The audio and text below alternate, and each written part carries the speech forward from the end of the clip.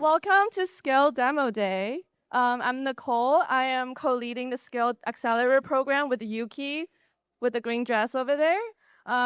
So basically, 2 months ago, we had an idea of picking out the best startups that are building multimodal agents, and then we want to give them infrastructure. We want to support them with mentorship. So we started this Scale Accelerator program as our GTM initiative as well. So what is GMI? So basically, everyone who are in a cohort built on GMI infrastructure. So underneath the program, we have multiple data centers all around the world, North America, Europe, APAC. We're expanding, and we have NVIDIA's the newest chips like Vera Rubin, Blackwell, and we also support them with full modality. We have 170 plus models on our console, and the latest, the best one like OpenAI, Gemini, they can all get access to one API endpoint. And so as a result, some of our clients, like Hicksfield, they got 65% down on their inference latency, and Utopia Legal Sign.ai as well. So they've been building on GMI Cloud infrastructure and NVIDIA. We have NVIDIA representative here as well, and then I want to give him a couple minutes to introduce himself as well. Thanks, Nicole. So hi, everyone. My name is Eli. I help support go-to-market for our cloud partners here at NVIDIA. It's a big thank you to everyone from the GMI team for putting this event together. There's a lot of effort that goes into putting something like this together, so it really shows that I'm super excited to be here. I get the honor of helping kick this off, so officially welcome to you guys coming to this event. Scale was a huge effort for both teams to put together, but here you guys are. This thing was incredible. It looks really great right now, so thank you guys for pulling up. NVIDIA is here today because of our partnership in collaboration with GMI, and it's one that I personally am super proud of. GMI is just one of a few reference platform NVIDIA cloud partners, and that is a very small selective group of cloud partners that is performance validated and benchmarked for some of the most demanding AI workloads on infrastructure. And so it's not just compatible for builders, but it's optimized for builders as well. They were a launch partner for Nemotron 3 Nano Omni, which was our new latest open model launch. And so when we were bringing that to market, GMI was already on it with technical readiness and full support. And that's the depth of our technical relationship that we have together. And so when the GMI team said that they were building an accelerator for AI startups, NVIDIA wanted to be a part of it, especially as part of or being able to support with speakers or sponsorship and hopefully new ongoing support for the sponsors or for the cohort that is here today. And that is a part of the NVIDIA Inception program as well. And so when people ask, especially the startups team, what NVIDIA looks for in early stage AI companies, I'll be the first to tell you. We want to see breakthrough ideas using our tech stack, making real progress in spaces that matter. So healthcare, climate, robotics, education, the stuff where AI isn't just a feature, but it's a part of a whole stack. We love founders who are doing something that is genuinely impossible before they showed up. And that's what gets us excited. So looking around this room, I think that's exactly what's happening here. I see builders and founders that are interested in tackling tough problems and solving for difficult markets. I also want to spend a minute on the NVIDIA Inception program as well, though a little deeper, because I don't think a lot of people have heard of it or are very sure of what we do. So it is our global program for AI startups, and we partner closely with GMI Cloud. It's free to join. There's no equity, there's no application window, and it supports startups up to 10 years in. And it's designed to support you for the long haul, but not just while you're early. So what you get is developer training, access to our SDKs and models, preferred pricing on NVIDIA hardware, software, free cloud credits through our partners like GMI, and connections to VCs, enterprise customers, and our product teams internal to NVIDIA. So the honest version is that the more you build an NVIDIA stack, the more doors that open. Co-marketing, GTC, in-ventures, introductions, all that compounds. If you're not in it yet, it's nvidia.com/startups, and it takes only a few minutes to fill out the form.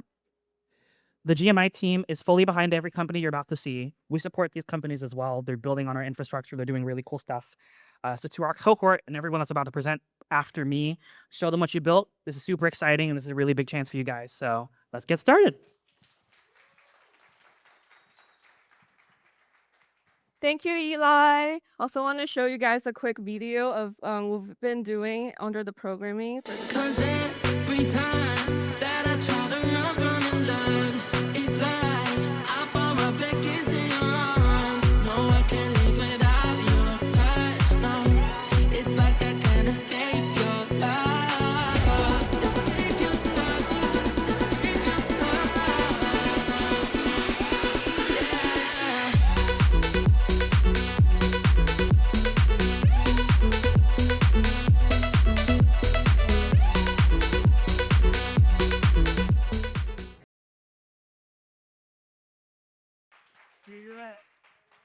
Yeah, I also want to shout out to our partner. You guys saw like the step and repeat banner outside. See, a lot of you guys are taking pictures. Huge thanks to all these partners who give us credits, who sponsor for funds and also just like community initiatives. Shout out to them if you guys are here. Yeah.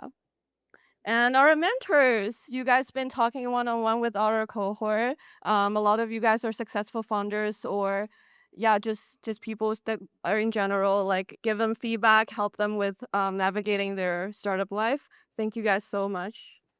And just want to introduce our cohort. We have 25 teams building their live products, shipped it in 4 weeks, and we will have 18 of them actually presenting today. So very excited. And I also want to introduce, we have an ambassador program coming out. And here's the QR code if you want to scan it. Basically, you will be helping us do events around the world, hackathons, helping people to get to know more about GMI and our partners. We'll also have cohort 2 coming out in fall. Our targets are going to be developer tools, coding AI, multimodal applications, physical AI, and robotics. So if you fall under any of these categories, please apply, and we will have a lot better to offer. And so for today, agenda will be, you guys had lunch a little bit. We will have more food coming out after the demo around 4 p.m. And then we will have all the founders demo. The sequence will be the same as Luma page. We will have some partner and mentor to kind of speak on our behalf. And also we got some investor here. I think Patrick from, sorry, didn't remember, but you guys are all here judging. Thank you guys so much for coming. All right, let's start our demo. I think the first one's Eugene. Oh, sorry, is Estuary, Spencer, Lynn. Yay, welcome. Hi, everyone. My name is Spencer Lin, and I'm coming in with 5 years of AI and XR research from USC. I like to say I never outgrew my imaginary friends, and I've just been obsessed with pulling my favorite characters out from the screen into the real world. So to do that, I'm building Estuary, infrastructure for AI characters that see and remember. To start things off, what's a character? We define it as AI personalities with a body. So think AI companions, digital humans, and game NPCs. The biggest challenge right now is it's a huge integration problem. You need voice, memory, animations, and so on. Consumer apps, game studios, and enterprises can either stitch together generic APIs or build their own infrastructure, neither of which are ideal. So that's where Estuary comes in. We integrate memory, voice, and perception into one API. Our North Star is to power characters that really understand their world and users over long periods of time. Our memory system is designed around ingesting multimodal information and for fast recall, specifically during voice conversations. And on the right, you can see Axiom, our cute little mascot, moving and interacting in the real world on the Apple Vision Pro. You can also check that out as one of our demos later. How this all works is we provide a platform where you can author your character's persona, knowledge bank, and voice while being completely model agnostic. We manage and host the backend infra to run your character's cognition, perception, and expression, or their brain, so to speak. You can then deploy to a wide variety of platforms, including web, mobile, smart glasses, and game engines. To demonstrate how easy it is to use our software developer kits, we built Lumiere, a holographic character Polaroid, in 48 hours at the MIT Hard Mode Hackathon.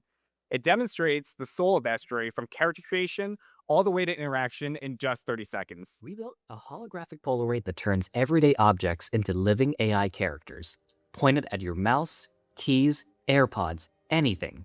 It photographs it, then generates a one-of-a-kind 3D character with its own voice, personality, and backstory.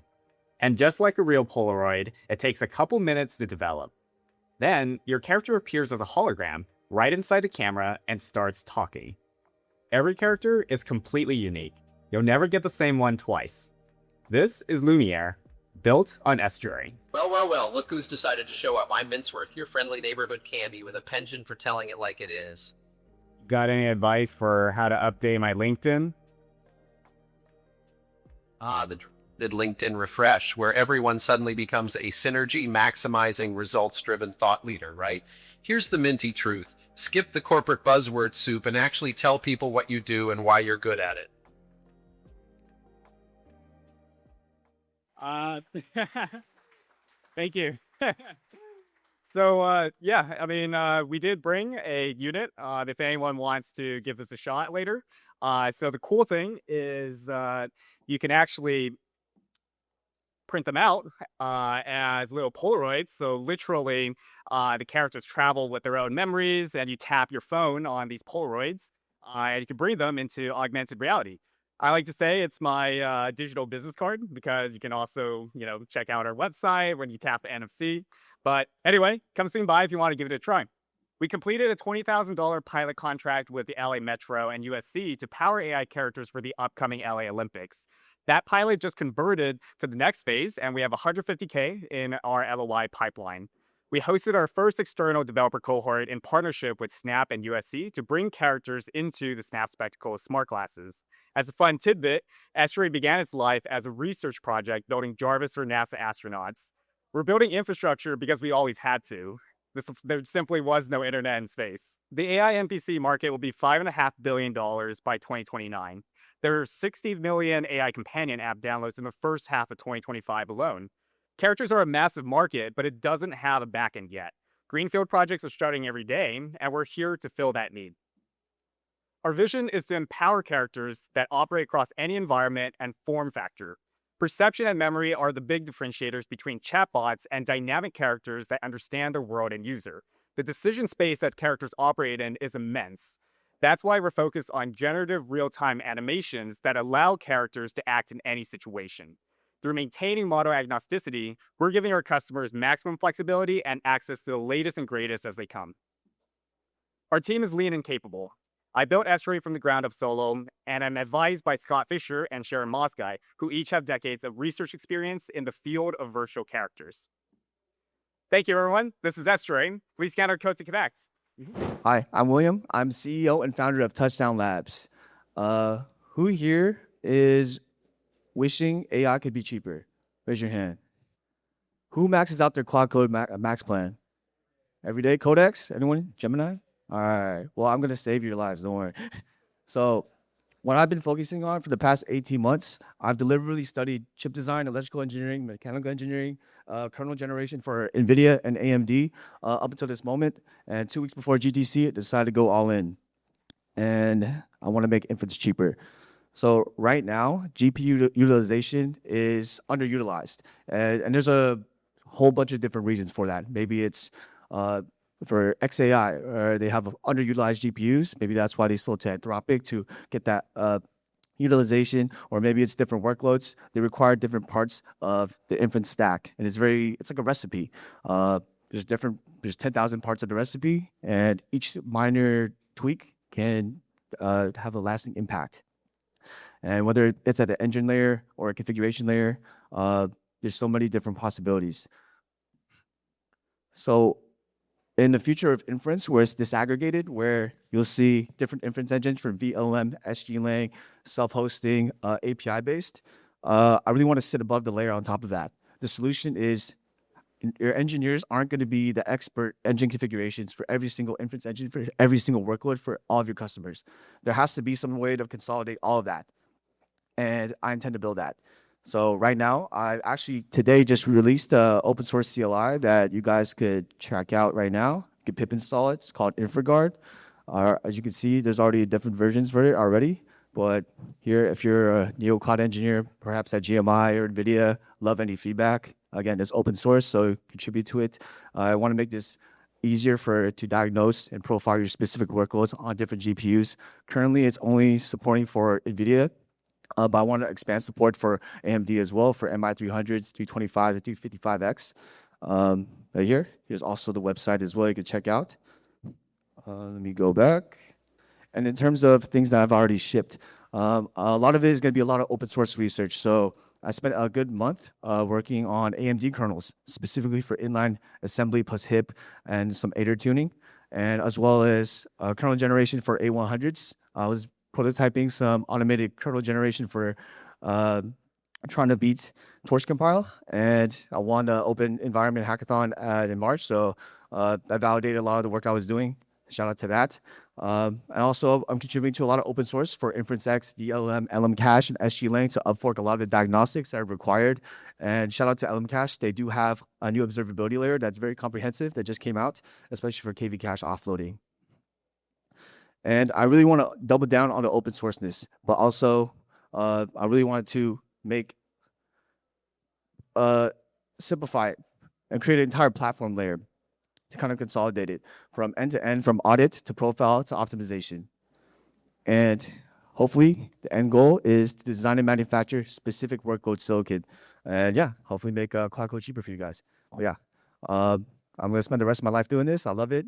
Spent 18 months and yeah, find me in the corner. All right, thank you.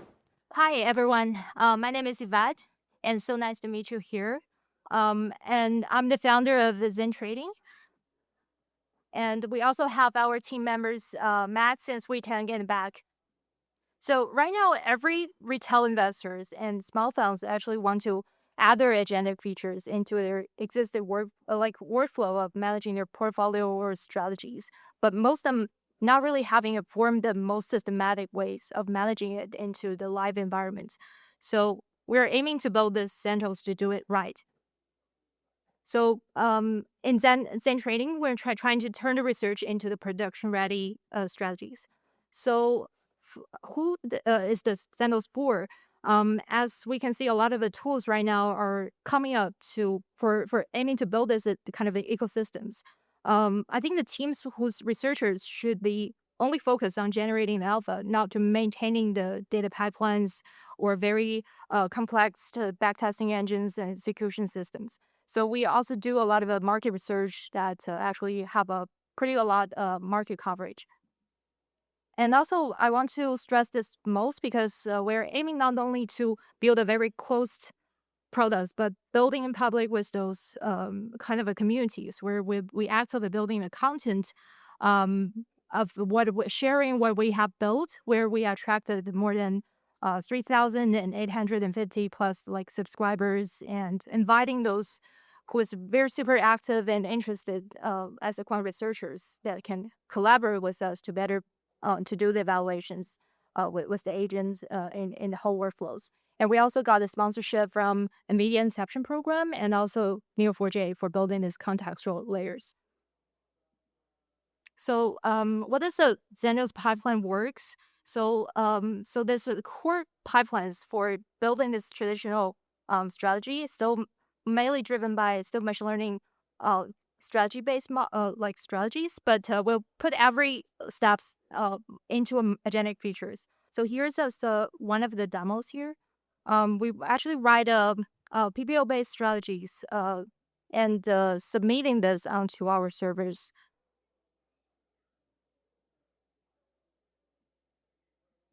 And next will be kind of a model iterations to showing this different visualized by the results and do the model iterations. And here, because more and more integrations are actually better connecting with the agents, so we can actually better see the results and the agents to explain the difference for each rounds. So as for our next steps, we actually want to expand our strategies into more different data asset classes, and also continue building this agentic experiments across different model iterations. And for finally, there will be more and more visions for autonomous R&D during this strategy development. And if you're interested in agentic tradings and what will be, and you can really welcome to come to find us after this demo. Thank you. I'm Joseph, the co-founder of Anthum.ai. We crowdsource AI ads that don't look like AI. So how does that work? How do we separate the AI from the slop? I'm sure you see on your timeline all the time people with 6 fingers, abominations of animals, and whatever else you watch. So we set out to solve that problem. So what does that actually mean? I ran a comparison. I don't know, have any of you made ads with AI? Raise hands. A couple? Okay, a lot. So I ran a comparison. On the right side, we have a completely autonomous AI ad made. I prompted Claude, make me an ad for Liquid Death Sparkling Energy. I gave it Nano Banana 2 and Seedance 2 and a product image. And I'll play it. Here we go.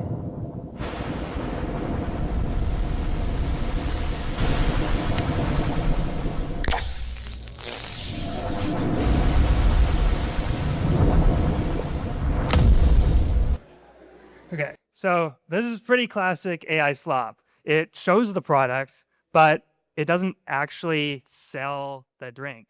There's no selling points. There's no storyline. It's, pretty random. There's like a wave crashing over top.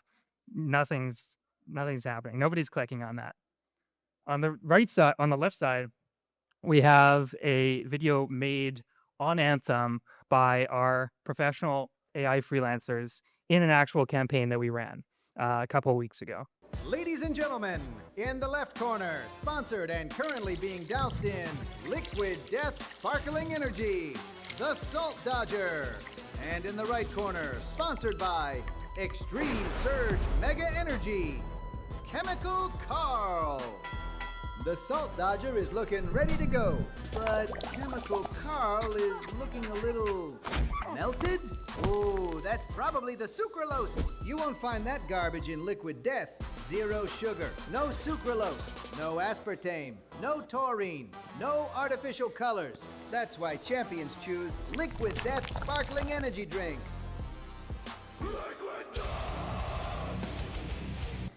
Okay, so much better. You get a cohesive storyline. It's a creative idea. It's, selling why Liquid Death is better than the alternatives. But what if you have a moral objection against slugs? You think they're ugly, or your audience does not respond well to that type of ad. That's why we crowdsource our ads. So we have 6,000 freelancers on our platform, and they all compete and submit videos for your one prompt that you give it. So you get hundreds of variations from that one prompt. So all you need to do is drop in a prompt, you get hundreds of creators to compete, and then the output is you get hundreds of variations within 72 hours. Now, why is Anthum so powerful? Our freelancers use our creative copilot, also called Anthum, so it's easy to remember. And the freelancers who use our copilot create ads that are higher converting, and they engage more on social media. So why can Anthum do this? Apart from being cute, he's also smart. The Anthum copilot knows how your videos are made and which performed best in your ad environment. So every campaign that you run makes the Anthum copilot better, not just for your brand, but for every brand on the Anthum platform. We collect how the videos are prompted, what models are used, and all of the data in editing and compilation, and rank the videos based on what the fellow creators liked about them, what the client liked about them, and then how they actually performed in the real world on social media, Facebook, Instagram Reels, TikTok. That's it. That's Anthum. If you want to scan our QR code, you can to book a meeting or connect, and our email. Thank you. Hi, I'm Eugene. I'm founder of SignalLift. So SignalLift is the AI final field sales copilot for complex sales teams. It prepares every rep, guides every meeting, and updates every deal. CRM to CRM with every field meeting in between. Field sales is where the deal actually happens. A medical device rep walks into a hospital meeting. An industrial equipment rep works at a factory floor. The CRM has an account history. The product doc has the answer. The pipeline depends on what gets captured. But in the moment, the rep is in their own. The customer mentions a compliance requirements or a competitor or a buying signal. The rep misses it. The quote is wrong. The follow-up is late. The CRM gets updated from memory if it gets updated at all. That's a broken loop. CRM means meeting happens. CRM out. Today, humans are the integration layer. SignalLift closes this loop. Before the meeting, SignalLift reads the CRM and prepares a rep, account context, open risks, relevant products, next best questions. During the meeting, it listens continuously and almost never speaks. It waits for the best moment that matters and then surfaces one glanceable cue. Not a transcript, not a chatbot, not a wall of suggestions. One useful nudge at the right time. After the meeting, SignalLift writes the outcome back to the CRM. Next steps, objections, stakeholders, product interest, and pipeline changes. So the rep stays present, the CRM stays accurate, and the deal keeps moving. Let me show you what it looks like.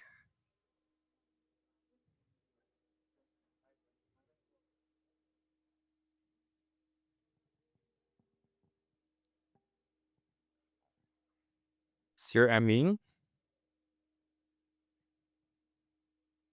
upload the knowledge base.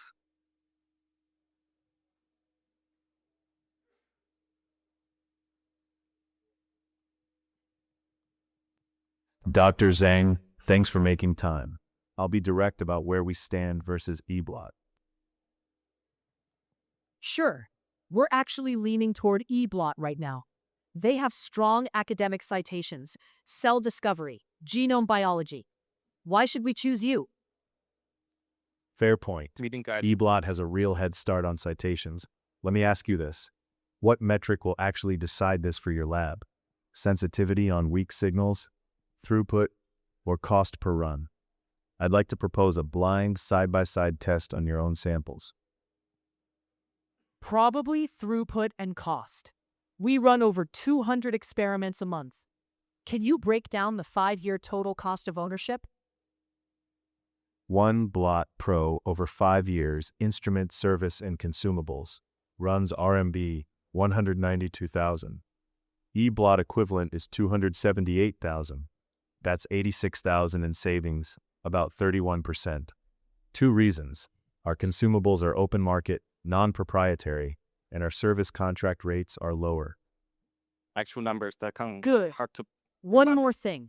Our procurement process requires compliance documentation. Do you have CE mark and NMPA registration? Both. NMPA Class 2 for in vitro research use, CE mark through TÜV Rheinland under IVD Directive 9879 EC and ISO 13485. Full documentation package, registration certificate, business license, manufacturing permit, inspection report, after sales commitment, ready in 3 business days.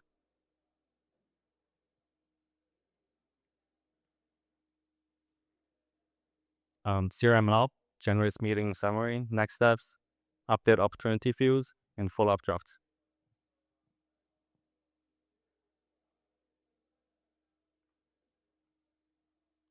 Prepared, guided, updated. The text is also glanceable on your glasses. You will see the Q on your glass.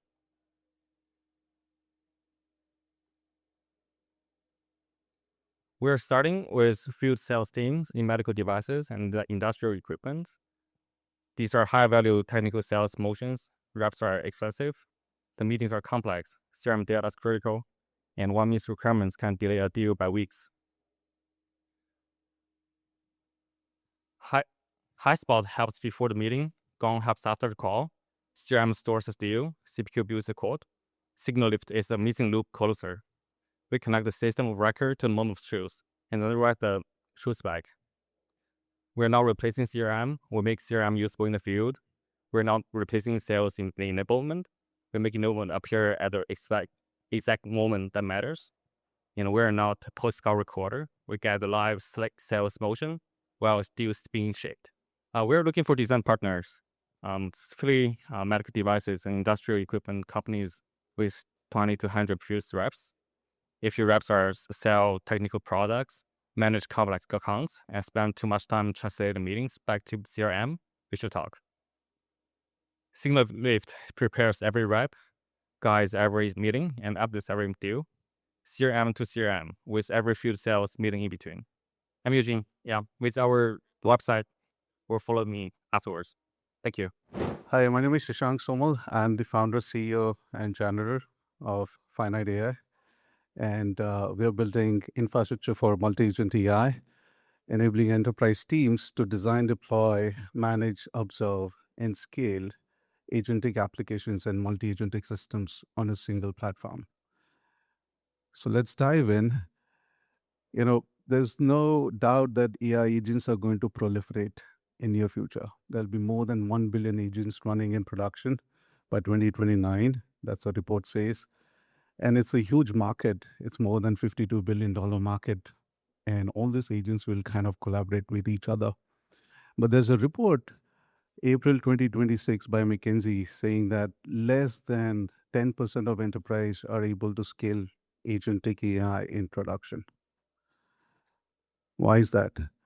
I think one of the major reasons is today in enterprise, the agents are either stuck in siloed infrastructure in a script, or they are stuck as a node in a workflow automation tool, right? It's a classic problem of agent sprawl.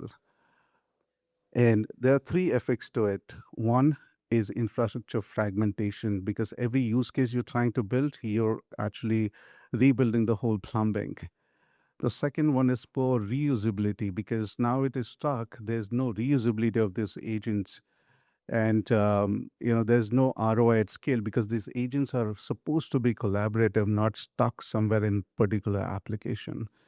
And the third thing is agent lifecycle management, which is very different than software development lifecycle management. Is adding a fifth microservice is very different than adding a fifth agent. You need to kind of do the eval, agent lift in production, then again go back to the author to make changes to the guardrails and all that.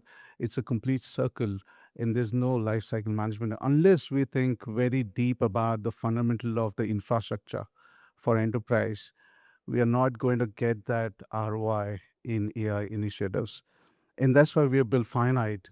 It's an infra layer where we treat agents as a first-class primitives or a first-class citizen or a infrastructure unit with its own identities, reusable skills, and composability, such that the enterprise teams can design and to scale on a single platform. It solves the problem of infrastructure fragmentation, because 80% of the job is already done. The harness is already there. 20% of the job is actually to build the agents based on the use case. The second is we expose these agents like skills, and this whole orchestration based on skills is native to the platform, so that one engineer in an enterprise builds a great agent can be used by 100 folks. And that's why it is exponentially growth of ROI within an enterprise on this platform. If you guys are wondering where we are in the agent stack, in my mind, there are four major layers for enterprise agent stack. One starts with bottom inference layer, and that's why we are here with GMI, and it's a great thing to be here. There's great synergies. The third layer is the infra layer. The agent infra, where you have agent registry, skills, routing, agent eval, the build, the OS of agent. The next layer is the security, where you have real-time security detection and vulnerabilities on the agent. And the third one, and the top one, is the trust and governance, which you can integrate with like companies like Auth0 or WorkOS or Dscope to have some kind of policies, and then that gets implemented on the agent infra layer for enterprise. The complete governance layer and the control plane for agent OS. It's still a white space with respect to the competitive landscape. There's only a few startups coming up now that spans across the whole agent lifecycle. We are already more than 100K ARR. We are working with 9 different enterprises and system integrators to get us to enterprise, get onto the door. For enterprise, we raised 1.7 last year through a customer and a system integrator, and they are our GTM partner. That was a smart money that we got. And we have also done our SaaS private beta. We are launching our public SaaS right now. Market is huge, as we know. I want to talk a little bit about something called as agent economy.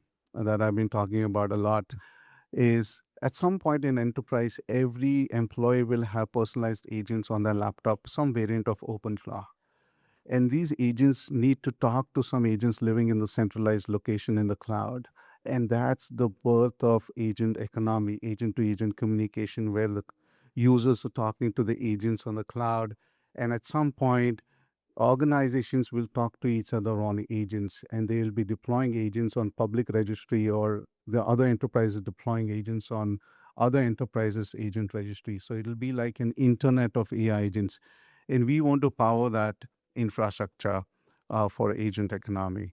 And quickly, I'm going to show you our platform as well. I think we are like, we're end of 6 minutes. But I just want to give you a glimpse of what I'm talking about quickly.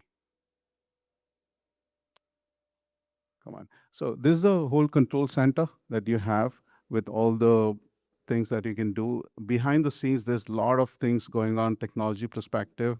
This whole agent harness and memory context management, all that is happening. But here you have different workspaces that you can build with different functions within the company. You can build different agents, be it a conversational or autonomous, expose it as an API and expose it as an A2A. But I think, yeah, so this is how you build the agentic graph, and you can configure it as an agent. Like the whole application can be deployed into an agent registry, right? And give it a scale, maybe a logistics agent or something like that. You can attach MCP layers and, and the main part that I want to show is the agent registry. I don't know, something is wrong with some is internet.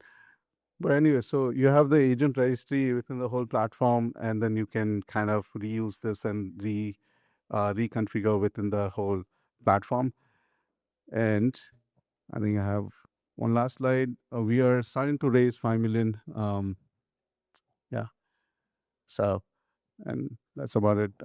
If you guys have a checkbook right now, I have a saved document in my laptop. Or else I can take you out for a coffee or a beer. Okay. Thank you, guys. Thank you.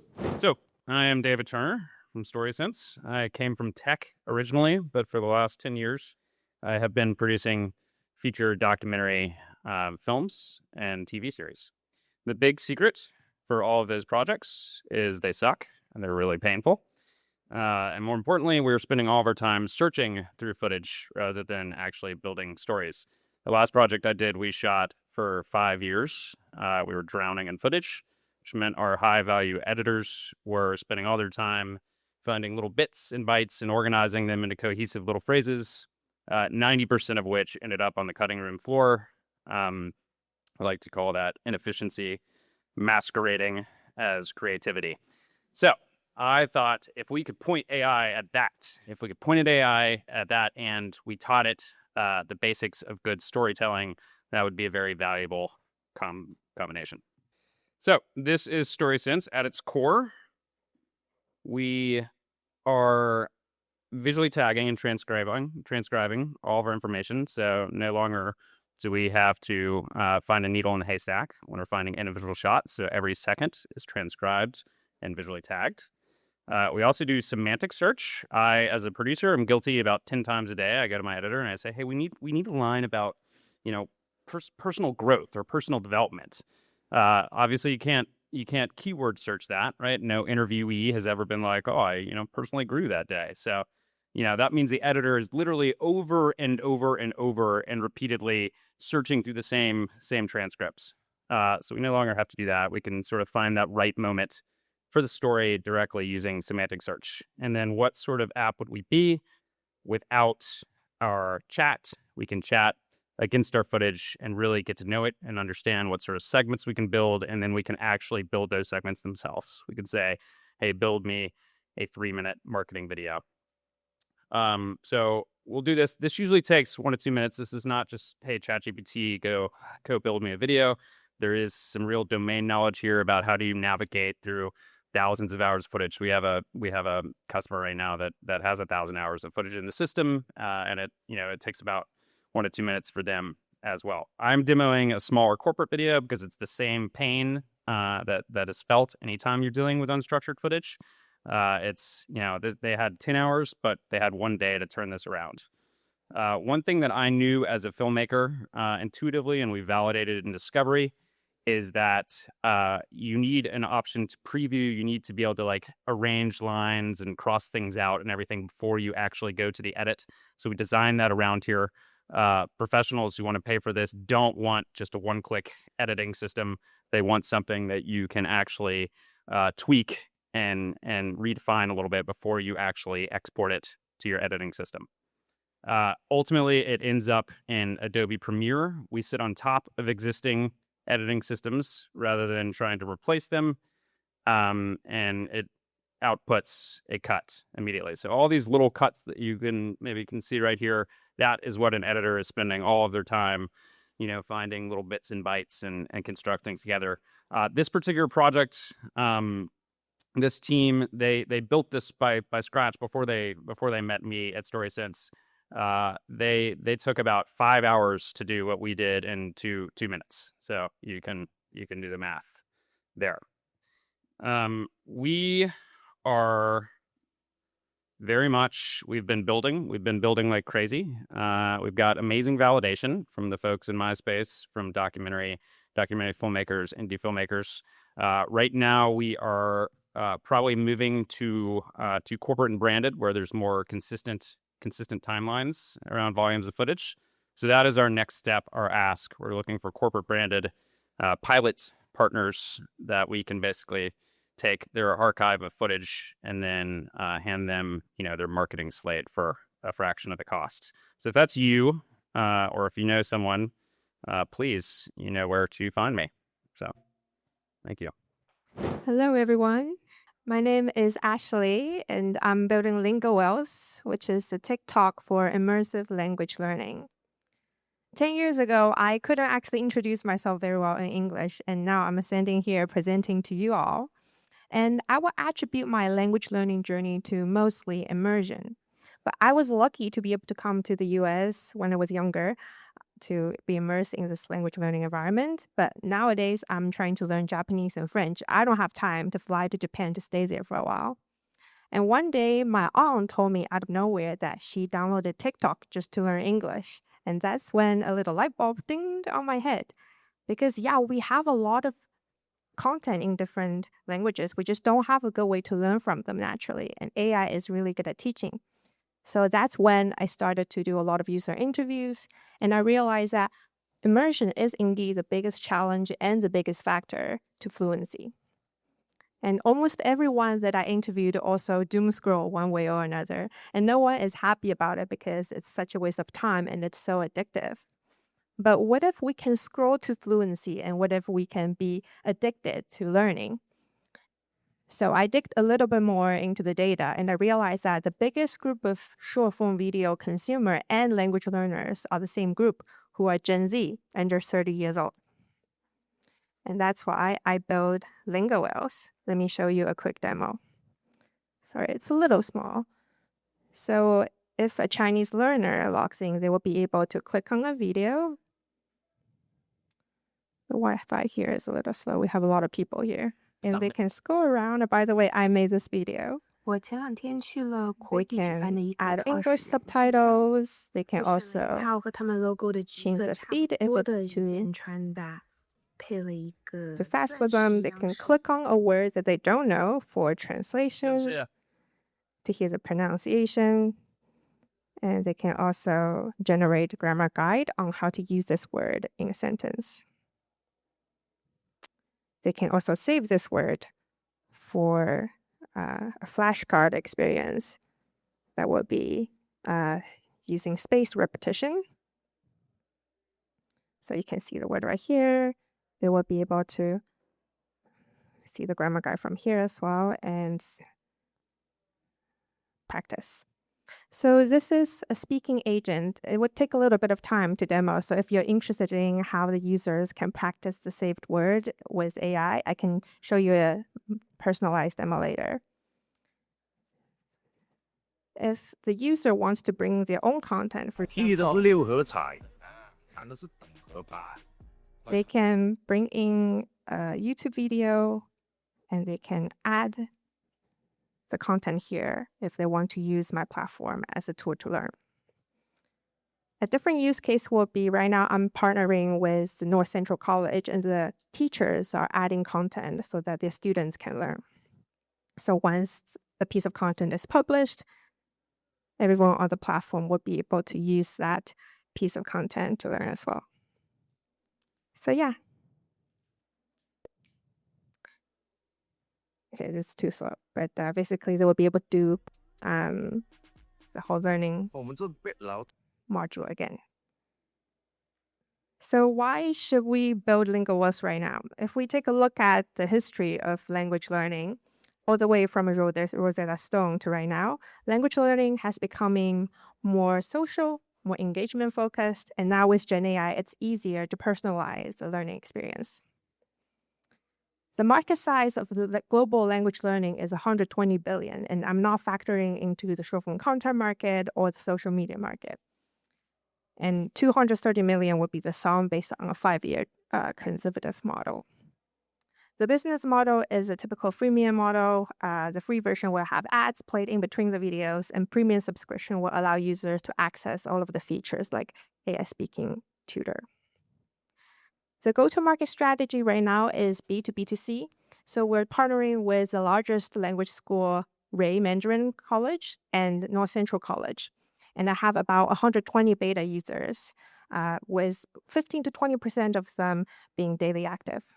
I actually got approached by some overseas enterprises when I was demoing at different pitch competitions. Some of them are based in China, Europe, and Africa, and they wanted to potentially have their employees use my product as well. But ultimately, we decided to focus on the language schools first because the enterprises are not exactly our ICP.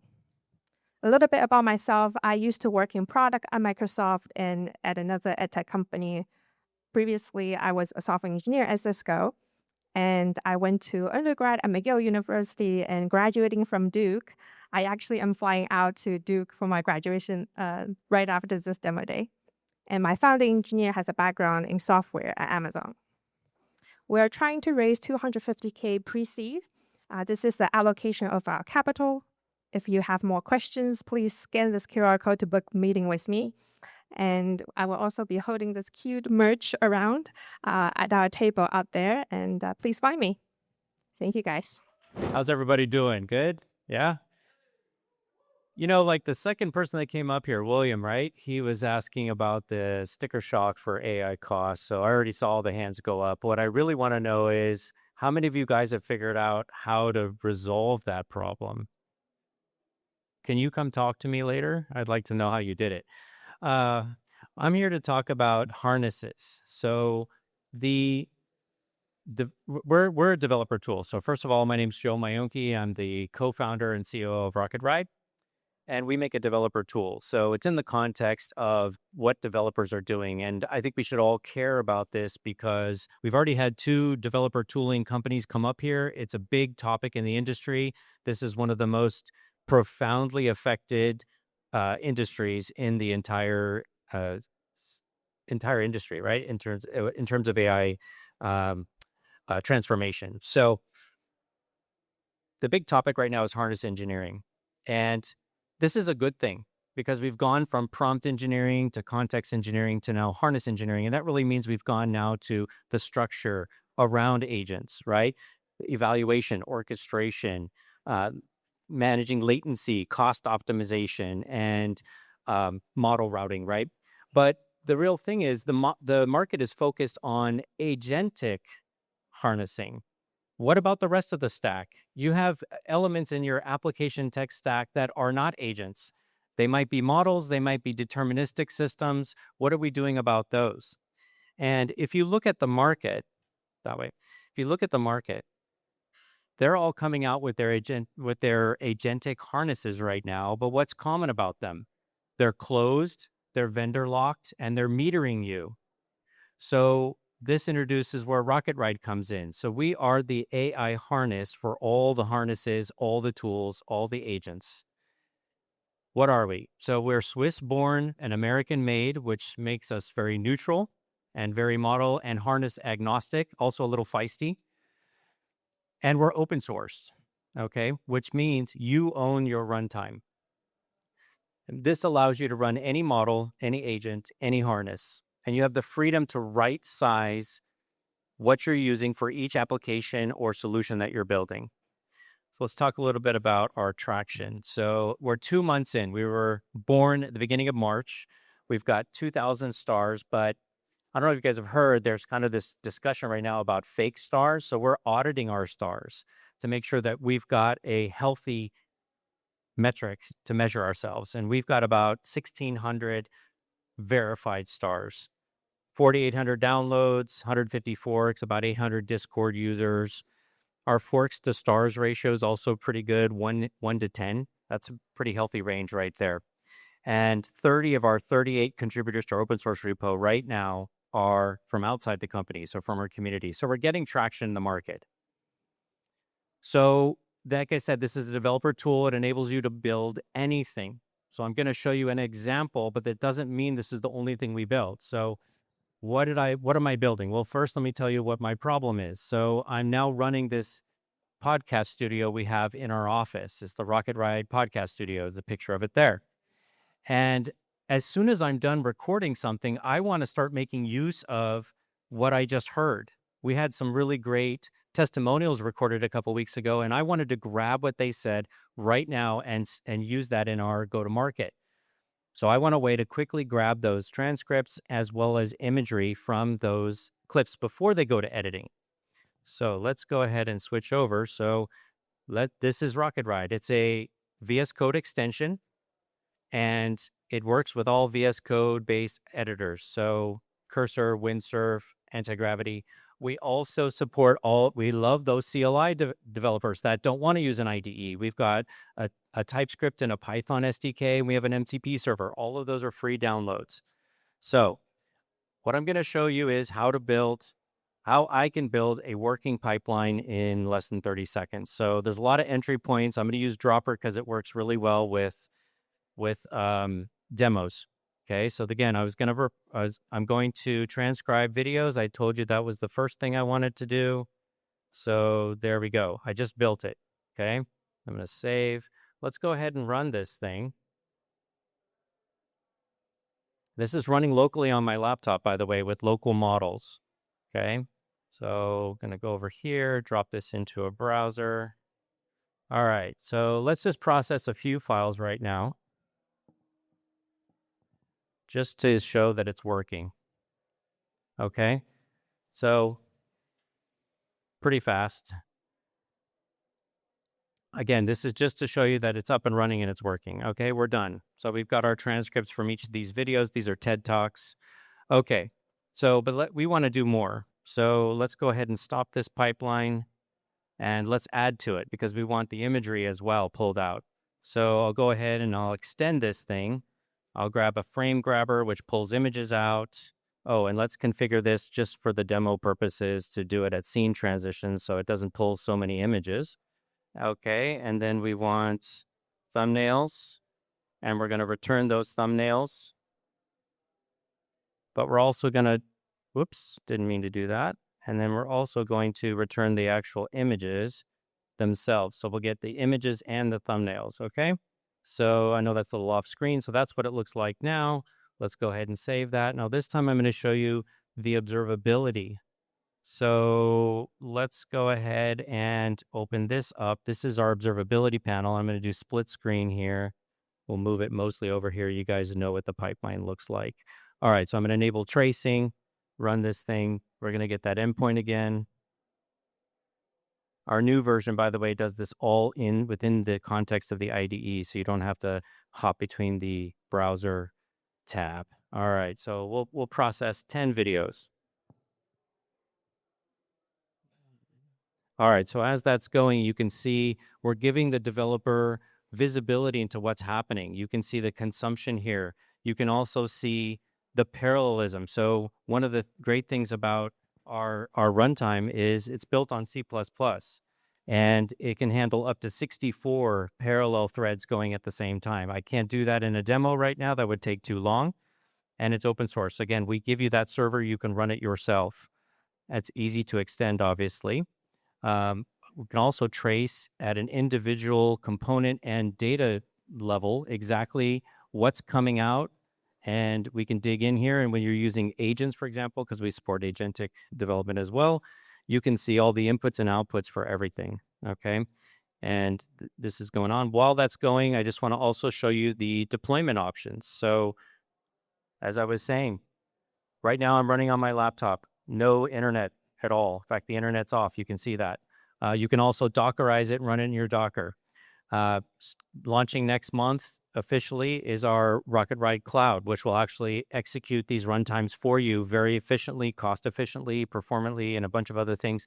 Definitely find me afterwards. I have a lot of great stuff to talk about our cloud rolling out next month, but you are not required to use our cloud. You can do everything yourself. You can host it on your own machines. So by the way, this finished already.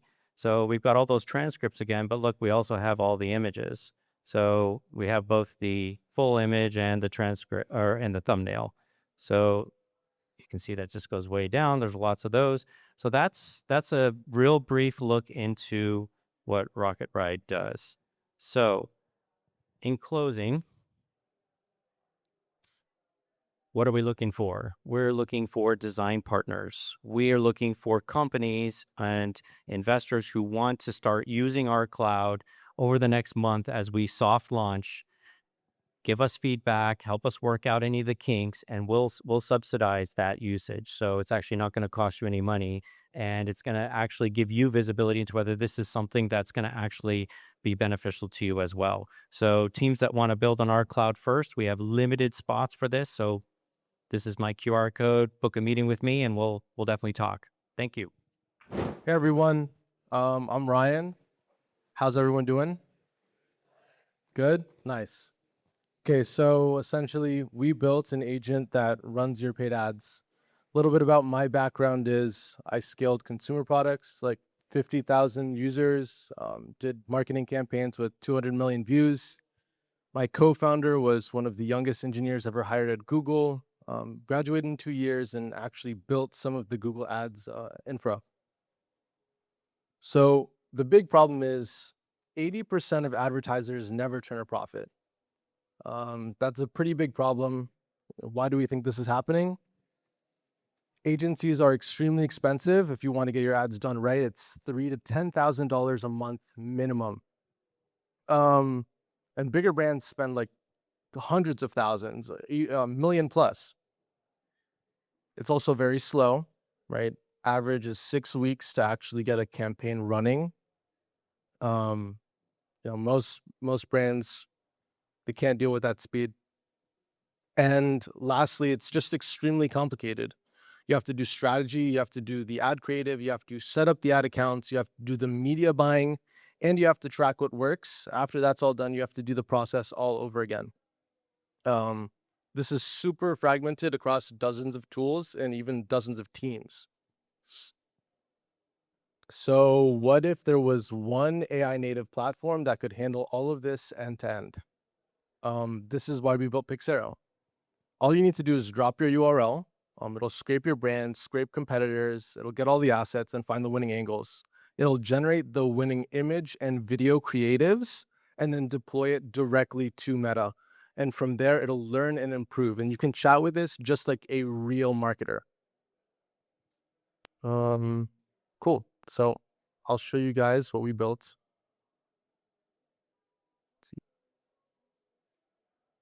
So for this example, we'll use GMI Cloud.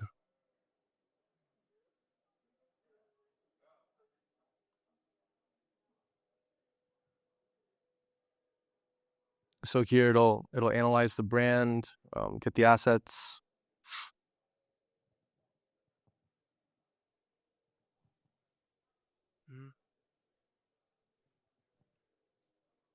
Cool. Then it suggests some of the stuff it can do. So for speed, let's make some clean static ads for the brand. And here you can actually prompt like 50, 100, and since the agent is doing the prompting, it'll make the variants. It usually defaults to 3, so we'll make three image ads. And you can do video, image. Here's all of the models that we support.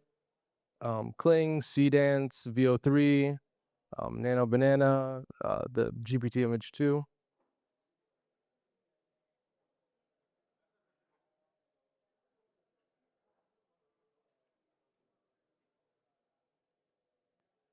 And here you can see they're generating.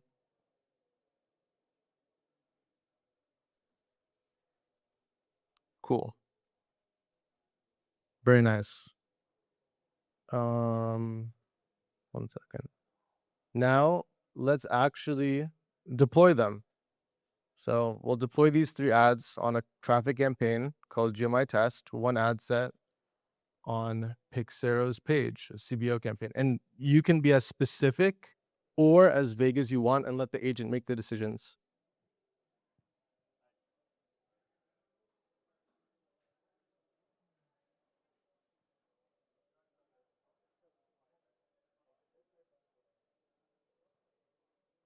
So here it's finding the different ad accounts that I have access to, the different pages.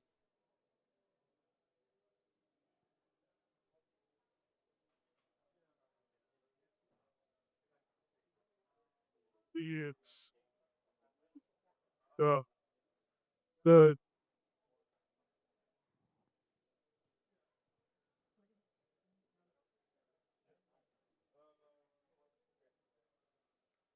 Here we can see it created the ad set and the campaign, and it should be dropping these 3 ads into that ad set. Cool. Looks good. Now let's see in my meta ads manager, did it actually work? Yes. Very good. GMI test. Let's see. So here we can see all these 3 ads are deployed. Campaign is created. These are the ads right here. It even does the website URL to link it, and the primary text. Cool. We're 8 weeks in. We've scaled to around 86K ARR. We're growing pretty quickly. So yeah, we are looking for investors. So scan this QR code if you want to talk, or even if you just want help with your marketing. Thank you. Hey, I'm Avi. Does anybody know the name Claude-Mem? No? Over 100 years ago, Claude-Mem set out to disrupt the monopoly of the cinema industry from titans such as Thomas Edison and his motion picture patents company. He set out the course for the independent film industry and pioneered the modern-day star system. Previously, Hollywood required actor anonymity, but Carl, he saw it different. He saw a new paradigm, shifting focus from promoting individual performers as major attractions. Claude-Mem then went on to found what we know all today as Universal Studios.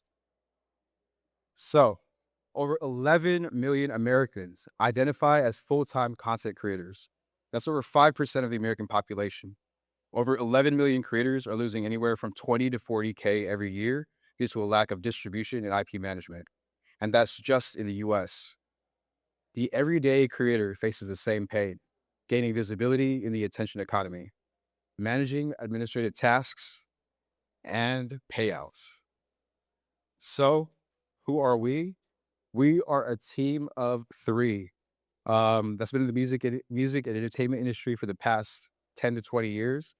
I performed in front of thousands in the South Bay when I was 5 years old, so working alongside industry legends to writing a creative handbook for non-technical creators.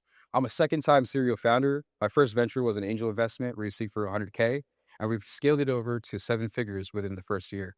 I won over 29 hackathons judged by partners at YC like Jared Friedman and for ConNetF.Inc., as well as David Sachs, the previous crypto czar at the White House. We also work with independent artists and industry legends like Future, Drake, and will.i.am. We currently have over 500 people signed up on our waitlist and have signed LOIs from our industry design partners VEM Entertainment, who's managed artists like B2K, Wu-Tang Clan, and Janae Aiko, as well as a program pilot with Create Music's president, Manu Kashyap, who manages over 25,000 artists globally. So what is the goal? Our goal is to redefine AI to mean actually independent, and that's WZRD.tech, the agent operating system for the creator economy. Our mission is to provide, deploy, and manage 10% of the creative infrastructure for the creator economy by 2030. One of the things we learned in our customer discovery phase that we found that the trend of the traditional superfan economy is shifting to one of co-creation, the remix economy. Our platform, WZRD.tech, unifies operations for people to create, distribute, and monetize their content. Imagine all your subscriptions as WZRD.tech. Cool, so this is our platform. WZRD.tech is the unified interface for the creator economy, from managing your tour to helping craft your next viral moment. We have some really good music in the background too, but it's not coming right now. But we have the whole interface right here. The first thing that we're kind of launching today is WZRD Studio.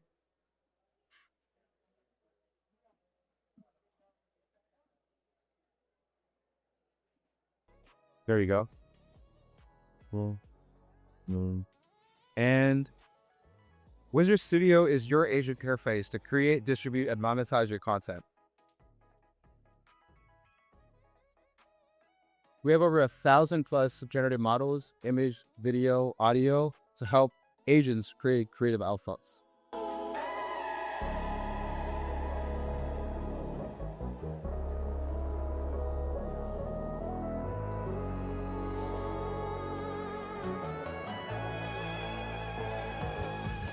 And this is one of the first projects we worked on, was the world's first generative photo shoot with GQ. We did that in partnership with Dr. Zeus. And some more of the agent demos that we have, from a booking agent to a payout agent.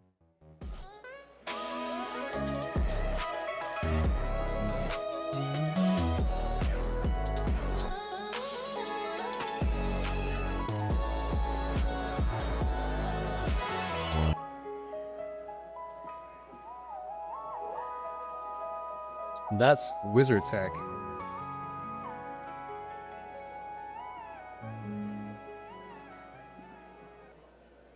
So, generative media has been around for the past couple of years, with the first ad airing a couple of years ago. To one of the first generative R&B artists, signed for a $3 million deal last year. At Soulscape, we pitched Coast, a generative West Coast artist, for the ex-VP of Sony and executive producer of Ferrari. And they were introducing and franchising Coast to use our platform to enable remixable characters. Our GTM this past month has been focusing on distributing to the distributors.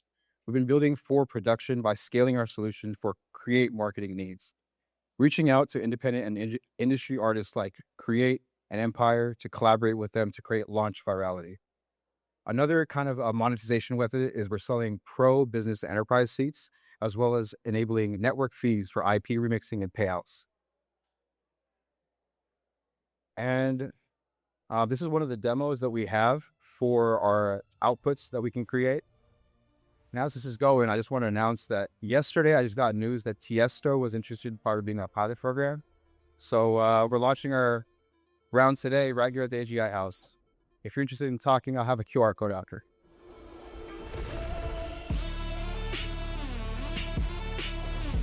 No play. No bet. No sweat.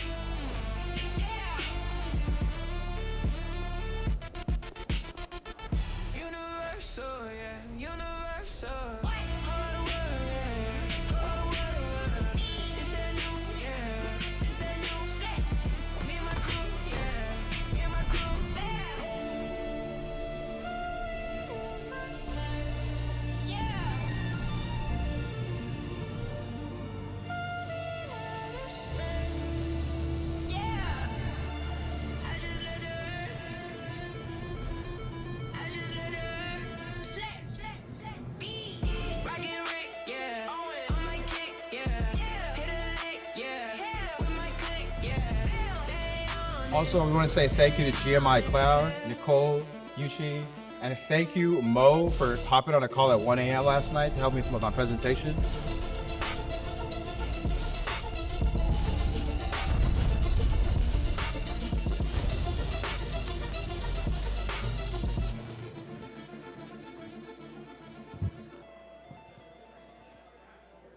and that's WZRD.tech. My name is Alex Newman, and I am the creator of Claude-Mem. Claude-Mem is a memory tool that provides persistent context across sessions in any agent harness that you want. It was designed and built on Claude initially, on Claude code. I started building it about 200 days ago, is what it said on Reddit, actually. And it so it was about 2 months after Claude Code came out, and it wasn't even, they didn't even have plugins yet.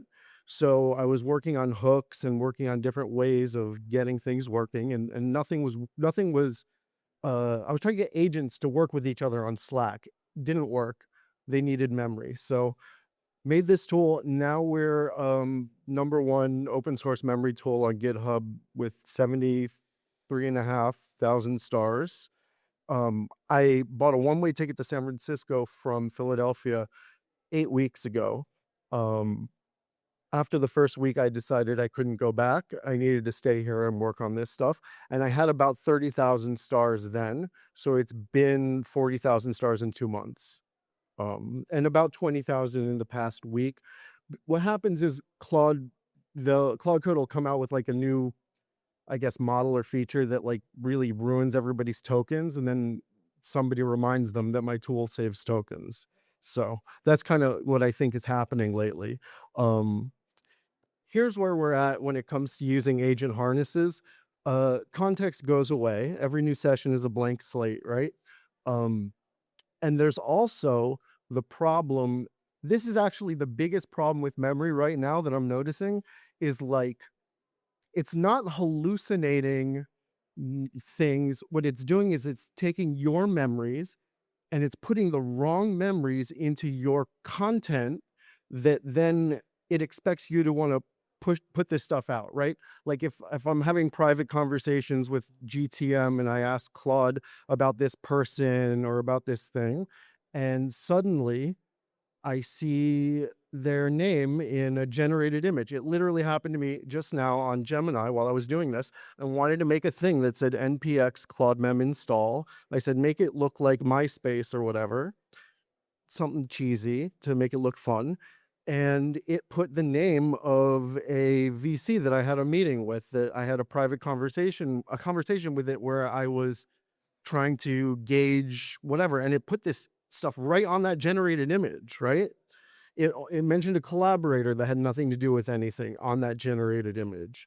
So the way that Claude-Mem fixes this is by actually running everything on a timeline.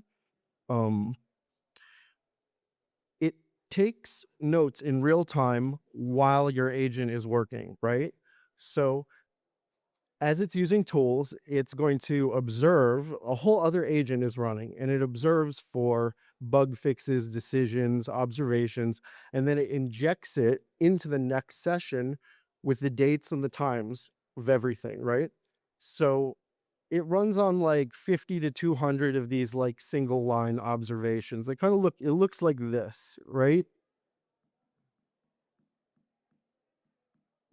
So we have these key here, the emojis for bug fix, feature, or refactor, and this gets injected into every new chat. And by doing this, I can say, what have we been working on this past session? And it should give me basically an instant answer.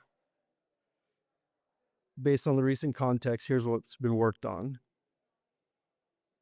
npx Claude-Mem, disable Cloud Auto Memory, Codex installer. It has all of this stuff from instant context. It didn't need to do any searching. Get me details about these.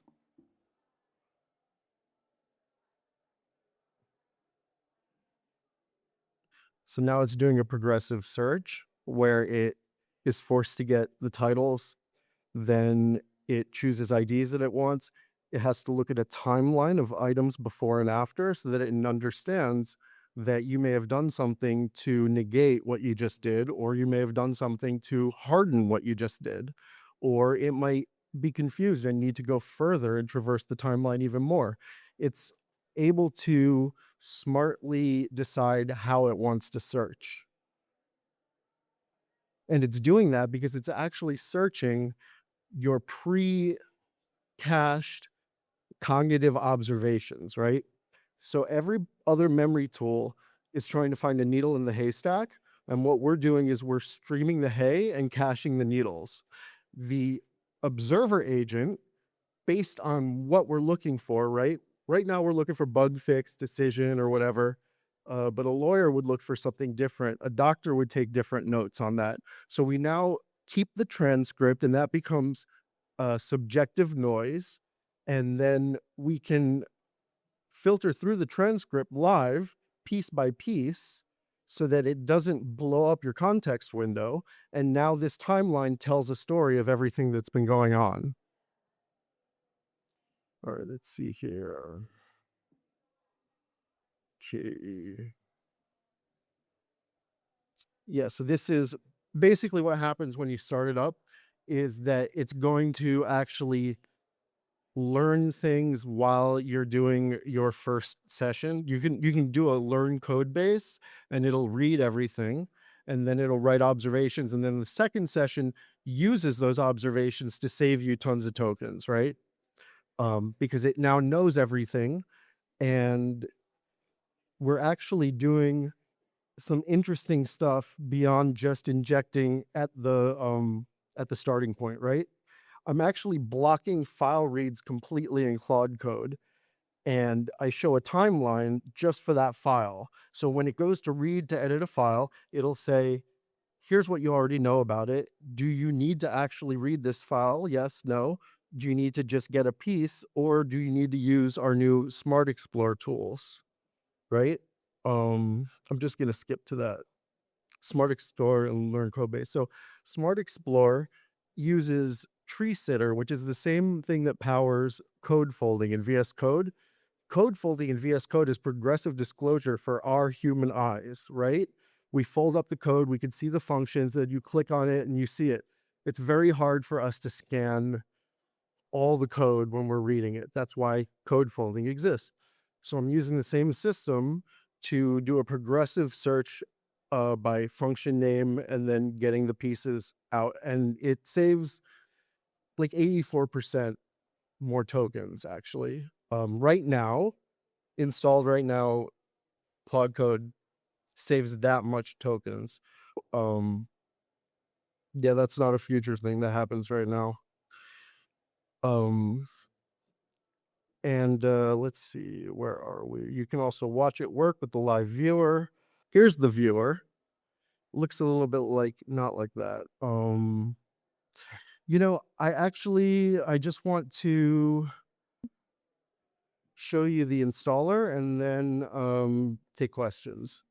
So npx Claude-Mem install.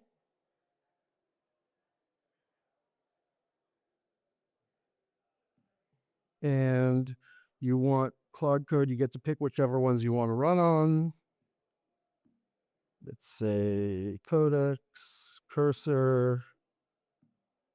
Last night, I released a new version, Claude-Mem 13, that has a server, a team server. It's in beta, and it's going to allow for team devs to have centralized search on a container with Postgres and Redis, very fast. And I made that Apache 2, but then I made everything Apache 2.0. So it was AGPL 3.0 before, and I did that because I thought I needed to do that in order to get people to pay for the product when I was ready to monetize. But as it turns out, you're better off actually having it be completely open, having the community embrace it, and then, you know, be the best at it. So that's my plan in terms of like monetization, is that there's so many different avenues for what this can do. Like if you run infinitely on the timeline on a Ralph loop, you can run on device AI like forever, right? You can save 90% in token consumption by just running on the timeline infinitely.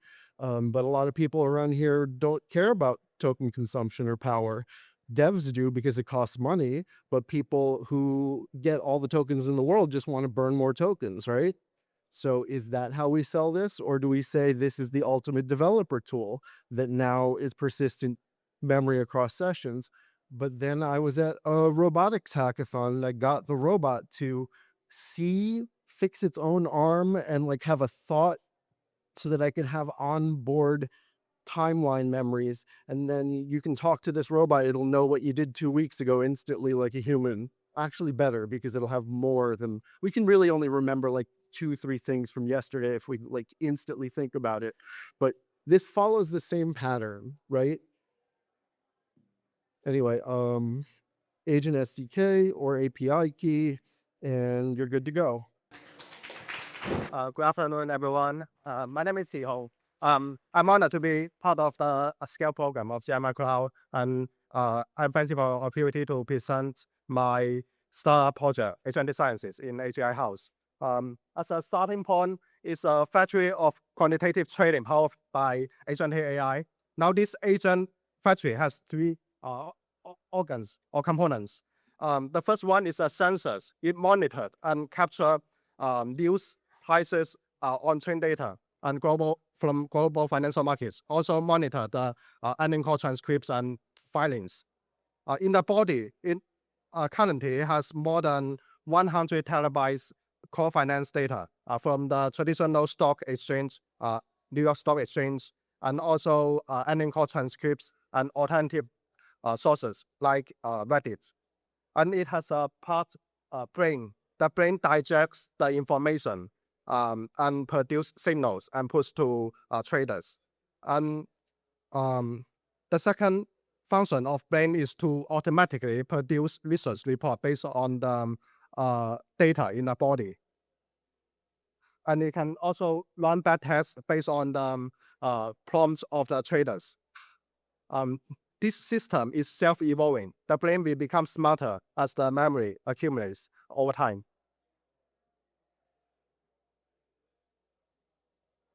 So the first use case of this agent system is simple. It's a message push to the traders' familiar application like Telegram, iMessage, and WhatsApp. The first case is the global financial market news. In this example, I saw the US stock and also poly market. Then this is a new market, provides the important economic information of events. This case shows the best model by May and floated is 80% chance and Google has 18%. So this information is relevant for the information in the supply chain of these companies. And the second example is from the design partner of the a major AI company. He is interested in knowing the AI memory prices and contract amounts. So the systems will collect the information and push a message to him. And the third example is the debate whether to switch one stock to another. This example is whether to switch Google to Tesla, and it provides information from both sides and compare their market cap. This kind of information can inspire trading ideas. So by simply pushing these messages, it saves traders about 10 hours valuable time every week. And the second use case is for backtests. Traditional backtests may need the coordinating of different teams and numerous meetings. But now, from our 3 real case of my design partners, it just need 5 minutes of voice messages. I have design partners from Chinese and US major security firms and US asset management firms. So now the system demonstrates the capability of testing strategies, very complex strategies like volatility selling strategies of snowball options in the Chinese market, and also bond relative value strategies in the US market, and the arbitrage strategies between interactive brokers, Hyperliquid, and Binance.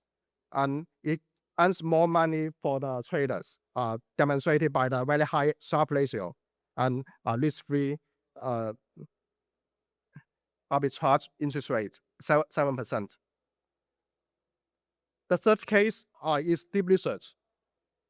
So in this example, I generate AI infrastructure investment thesis from more than nearly 1,600 earning call transcripts.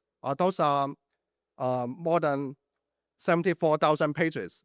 Now I use the agentic systems to process it, and it aggregates the information from 38 companies and 6 countries into 64 pages of intensive reports. This report is downloadable for my website, agentic and this is worth traditionally $80,000 of labor, $80,000 of labor.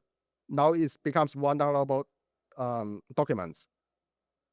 So this is one network structure graph derived from the reports. It shows different colors, means different countries. It describes the relationship and network structure of the AI supply chain, and this information can help navigate to how to invest stocks in the AI infra space. A little bit about myself.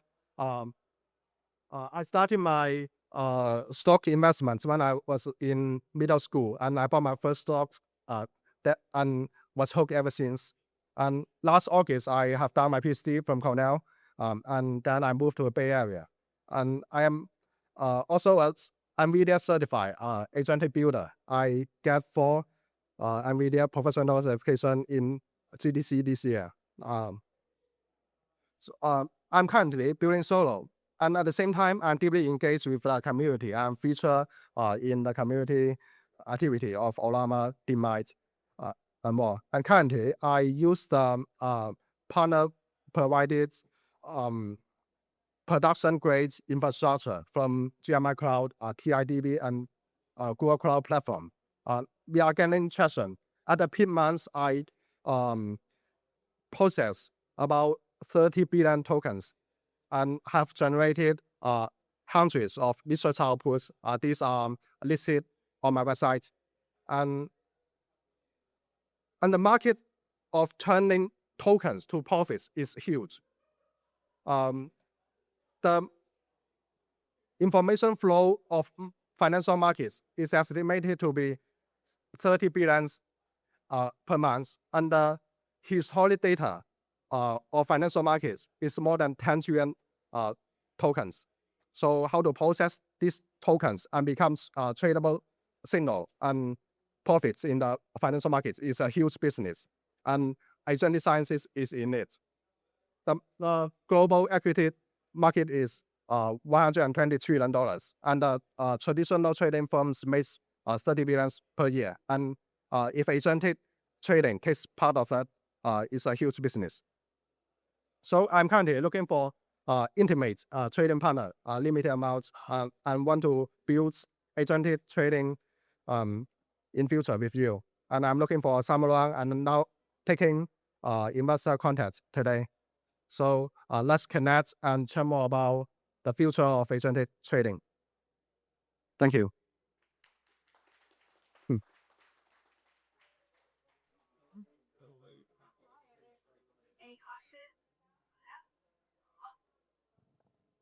Hello. Okay. We have some questions. Also, we have 2 empty seats in the front and 1 empty seat here. So if you want to sit down, there are empty seats. Okay. Hey, thanks for the presentation. Great talk. I'm just wondering whether you have actually put any of these alphas or signal into production, because bad test is just bad test alone, right? And it turns out that many signals or ideas do not actually have capacity, in terms of the amount of money you can put into this strategy. Sorry, I don't get the message clear. Sorry, let me. It's about backtest. Yes, I have a backtest result, and I also have a system of live trading and real trading. Yeah, I can demonstrate some real trading outcome from my account when we connect later. Sure, thank you. Yeah, okay.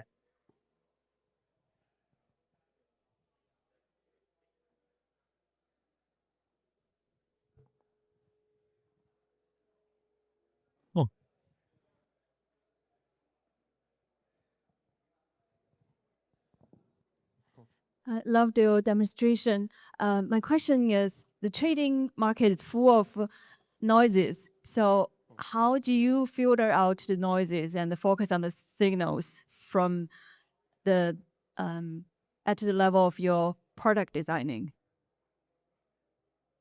That's a very good question. Yeah. So that's a key align with the key thesis of the business of turning tokens to signals and trading. So one signal source is from the design partner. So the things they care about is rely from their professional knowledge. So they ask about the AI memory prices and the contract numbers. So those are from their industry experience. So they propose this indicator. This indicator has signals for the future market movements. And another test is use the data to do back tests. So if the back test result does not support the indicator, this filter out part of the noise. And if it consistently perform in the history, it may be an indication that that is a signal. So I built a system with a lot of historical data to support the testing. And I also have the live trading channel. So, and this deep research report is also an example from collecting the signals from huge amount of text data. So this example is 47,000 of pages turning into 64 pages of signal. In this document, the signal to noise ratio is very high, and it's free to download on my website, Agentic.ai. Thank you. My name is Paul Jaski. Real quick show of hands, who's a vibe coder in here? All right. Raise your hand if you're a vibe marketer. Oh, there's like 3 of you. Okay. All right. You're gonna like what I'm talking about. So I'm the co-founder of Glovy. We are the native AI marketing stack for the AI native app builders.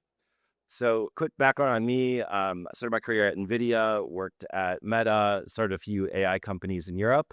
And my co-founder is a PhD from University of Amsterdam, one of the first engineers building avatars at Synthesia. And we're here to help companies market themselves in the new AI era. So, we're living in a world where building is democratized. What used to cost thousands of dollars costs $10, $20 in a lovable subscription. Anyone can build an app in a weekend.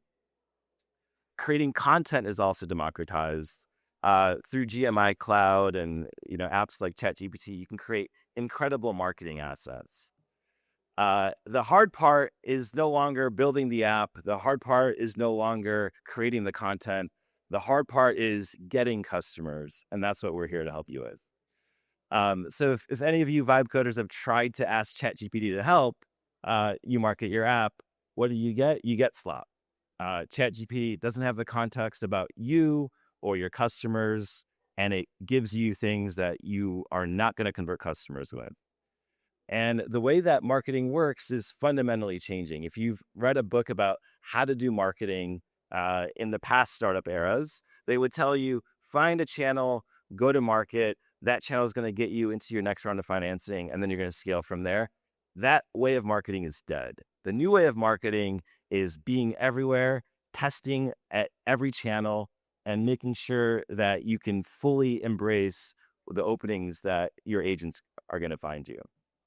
And so that's what we're building, and that's who we're building for. We're building for the people that raise their hands in the room that are, like me, coding on 6 Claude Code terminals every day, but they don't want to build a traditional company. They're building an AI native company.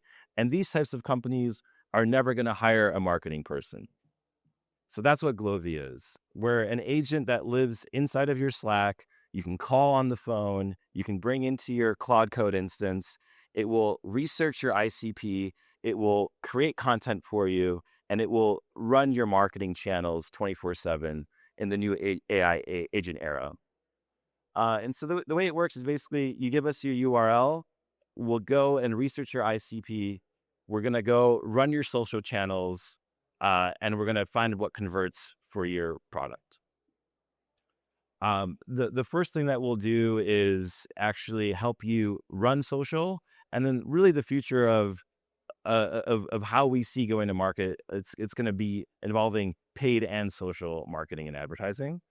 The thing that we're really good at, and this is where our expertise is in generative media, is we eliminate slop. Like with all these new amazing AI tools, you can generate anything that you want.